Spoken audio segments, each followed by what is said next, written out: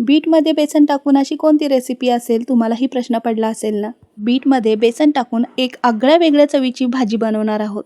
अशी भाजी तुम्ही आजपर्यंत कधीच खाल्ली नसेल. एकदा जर या पद्धतीने तुम्ही बीटची भाजी बनवलात ना, बीट न खाणारे सुद्धा भरभरून खातील. इतकी छान चविष्ट चटपटीत अशी बेसन आणि बीटपासून आपण भाजी बनवणार आहोत. मोठेच काय, आता लहान मुलेही भरभरून बीट खातील, इतकी छान चविष्ट भाजी आहे. तसं तर बीट खायला कोणालाही आवडत नाही. रक्त कमी आहे, हिमोग्लोबिन कमी आहे म्हटलं की बीट खायला डॉक्टर सांगतातच. पण मला सांगा, तुम्ही बीट खाता का? आता याचं उत्तर तुम्ही मला कमेंट करून नक्की सांगा बरं. आज आपण बीटाची जी भाजी बनवणार आहोत ना, तर तुम्ही ही भाजी ना कोणालाही खायला दिलात ना, त्यांना कळणार सुद्धा नाही की यामध्ये बीट वापरून ही भाजी बनवली आहे. इथे मी एक मोठ्या आकाराचा बीट घेतला, स्वच्छ धुवून वरची सालं काढून खिसून घेतलेला आहे आणि त्यासाठी 1 वाटी बेसन घेतलेलं आहे. आमटीची वाटी असते ना, त्या वाटीने 1 वाटी बेसन घेतलेलं आहे.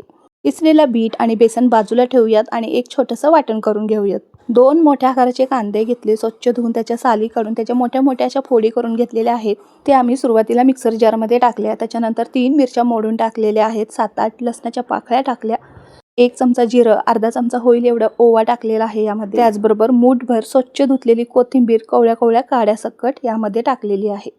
आता काय करायचंय, पाणी न टाकताना हे जाडसर असं वाटण करून घ्यायचं आहे. हे पहा, व्हिडिओमध्ये दाखवल्याप्रमाणे हे जाडसर असं वाटण आपल्याला करून घ्यायचं आहे. केलेलं वाटण आहे ना, एका प्लेटमध्ये सगळं काढून घ्यायचं. आता याचं काय करायचं आहे मी तुम्हाला पुढे सांगणारच आहे. त्याआधी आपल्याला टोमॅटो प्युरी करून घ्यायची आहे. त्यासाठी हे बघा, ह्या साईजचे ना 3 टोमॅटो घेतलेले आहेत. त्याचप्रमाणे टोमॅटो स्वच्छ धुवून त्याच्या अशा मोठ्या मोठ्या फोडी करून घेतलेल्या आहेत आणि मिक्सर जारमध्ये टाकून त्याची प्युरी करून घेतलेली आहे. हे पहा, अशा पद्धतीने तुम्ही टोमॅटो किसूनही घेऊ शकता. हे बाजूला ठेवूया. ह्याचं काय करायचं मी नंतर सांगते. त्याआधी आपल्याला मगाशी आपण किसून ठेवलेला जो बीटाचा किस आहे त्यामध्ये हे बेसन घालायचं आहे. कांदा, मिरची, लसूण, जिरे ह्याचं वाटण आहे ना, ते आपल्याला यामध्ये 3 ते 4 चमचे घालायचं आहे. तुम्ही तुमच्या आवडीप्रमाणे कमी जास्त करू शकता.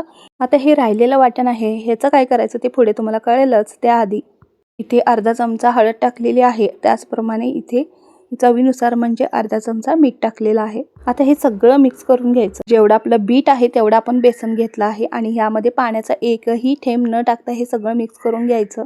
आता एवढ्या बिटाचा किस आहे त्यासाठी 1 वाटी बेसन लागलेलं आहे. जर तुम्हाला आणखीन बेसन लागलं तर तुम्ही घेऊ शकता. जसं वडी करताना, भजी करताना आपण मिश्रण सैलसर ठेवतो ना, त्याच पद्धतीने हे ठेवायचं आहे. आपण जसं वडी करतो त्या पद्धतीने हे वाफवून घ्यायचं आहे. पण हे आता कसं वाफवून घ्यायचं ते मी तुम्हाला दाखवणारच आहे. पण जर तुम्हाला वेगळं वाफवायचं असेल किंवा हे तुम्हाला फ्राय करायचं असेल तर भजीप्रमाणे तुम्ही करून घेऊ शकता. कुठेही वेळ न घालवता झटपट प्रोसेस कशी करायची ते मी पुढे दाखवणारच आहे तुम्हाला. आता काय करायचं आहे, कढई घ्यायची आणि कढई छान तापल्यानंतर इथे 3 ते 4 पळी तेल घालायचं. तेल तुम्ही तुमच्या आवडीनुसार कमी जास्तही करू शकता. मगाशी आपण जे केलेलं कांद्याचं मिश्रण आहे ते या ठिकाणी आपल्याला टाकायचं आहे. तेल तापल्यानंतर हे मिश्रण सगळं मी टाकलं आणि 1 मिनिटभर छान असं मंद आचेवर परतवून घेतलं. छान असं खरपूस तेल सुटेपर्यंत हे वाटण आपल्याला परतवून घ्यायचं आहे. त्या कांद्याचा उग्रपणा नाहीसा झाला पाहिजे, नाहीतर तसंच भाजीला कच्चा वास येऊ शकतो कांद्याचा. आता आपण नेहमीच कांदा जसा भाजीसाठी परतवून घेतो ना, खरपूस रंग बदलेपर्यंत, तसंच परतवून घ्यायचं. या ग्रेव्हीला छान तेल सुटू लागलं त्यावेळेतच मी टोमॅटो टाकलेला आहे. टोमॅटोही तेल सुटेपर्यंत छान असं 1 मिनिटभर परतवून घेतला. कांदा, टोमॅटो व्यवस्थित अगदी 1 मिनिटभर तेल सुटेपर्यंत मस्त असं मंद आचेवर परतवून घेतल्यानंतर यामध्ये अर्धा चमचा हळद टाकलेली आहे, चवीनुसार म्हणजेच अर्धा चमचा मीठ टाकलेलं आहे. मीठ आपण आधीही त्या मिश्रणामध्ये टाकलं आहे बेसनच्या, त्यामुळे मीठ मात्र बेतानी टाकावे. त्याचबरोबर इथे 1 चमचा होईल एवढा किचन किंग मसाला टाकलेला आहे अंदाजानेच. जर किचन किंग मसाला नसेल तर तुम्ही या ठिकाणी गरम मसाला पावडरही टाकू शकता 1 चमचाभर. 1 चमचा भरून बडीशेप पावडर टाकलेली आहे. तुम्ही आवर्जून हे सगळे मसाले टाका. भाजीला ह्याच्यामुळे खूप छान चव येते. 2 मोठे चमचे कोल्हापुरी कांदा लसूण मसाला टाकलेला आहे. तुम्ही तुमच्या आवडीचा कोणताही तुमच्या घरचा साठवणीचा मसाला वापरू शकता या ठिकाणी. तसं तर बीटाची चव थोडी गोडसरच असते, त्यामुळे आपल्याला भाजी झणझणीत अशी करायची आहे. त्यामुळे मोठे 2 चमचे कोल्हापुरी कांदा लसूण मसाला म्हणजेच घरची चटणी वापरली आहे. तुम्ही तुमच्या घरचा कोणताही मसाला तुमच्या आवडीप्रमाणे इथे वापरू शकता. चटणी टाकली, 1 मिनिटभर छान तेल सुटेपर्यंत मसाल्यांसोबत परतवून घेतलं आणि लगेचच इथे 3 चमचे दही टाकलेलं आहे.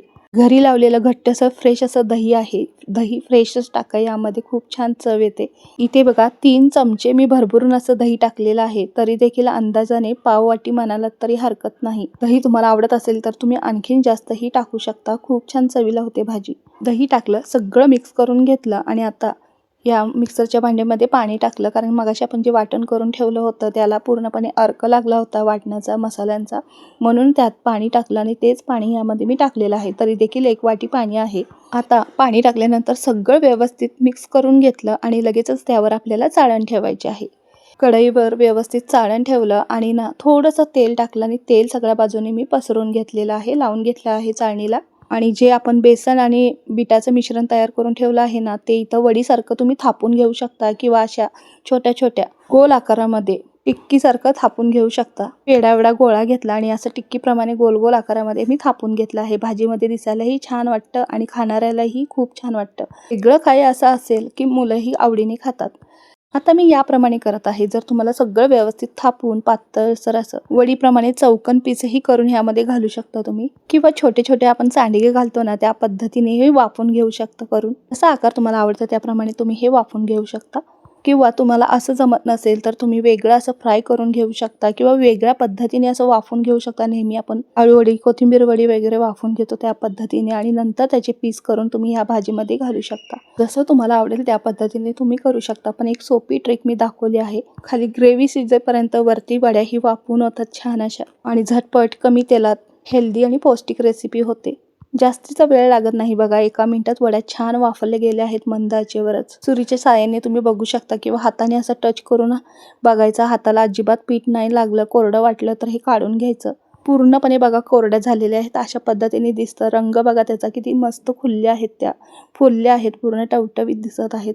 रंग पण त्याचा बदलला आहे, एकदम डार्क झाला आहे. अशा वेळेतच समजून जायचं की वड्या आपल्या छान वाफवल्या आहेत. आता हे काढून घेणार. जोपर्यंत थंड होतं तोपर्यंत आपल्याला इथे ग्रेव्ही बघा छान तेल सुटली आहे, ती मस्त परतवून घ्यायचं. खाली तळ लागू शकतो, त्यामुळे परतवून सगळं मिक्स करून घ्यायचं. आणि याच वेळेला आपल्याला इथे कसुरी मेथी घालून घ्यायची आहे. कसुरी मेथीनेही खूप छान फ्लेवर होतो, त्यामुळे कसुरी मेथी ही आवर्जून यामध्ये घाला. 1 चमचा होईल एवढी. तर जे मिश्रण आपण तयार केलं त्यातच थोडा अर्क लागला होता बेसनाचा, त्यातच पाणी घातलं. हे सगळं मिक्स करून घोळून घेतलं आणि यामध्ये टाकलेलं आहे. तरी देखील 1 वाटी होईल एवढं पाणी आहे ते. याची ग्रेव्ही तुम्हाला घट्ट पातळ कशी आवडते त्याप्रमाणे तुम्ही यामध्ये पाणी घालू शकता, किंवा जरा सुद्धा पाणी न घालता आहे त्याच ग्रेव्हीमध्ये ह्या वड्या टाकून घट्टसर अशी भाजी करू शकता. 1 नंबर लागते चवीला.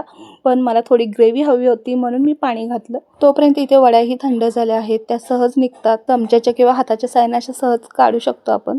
या तुम्ही अशाच खाऊ शकता दह्यासोबत, सॉससोबत, किंवा ह्या फ्राय करूनही मुलांना खायला देऊ शकता. 1 नंबर लागतं. कमी तेलात जरी फ्राय केलं ना, तीळ घालून छान अशा कुरकुरीत खुसखुशीत होतात.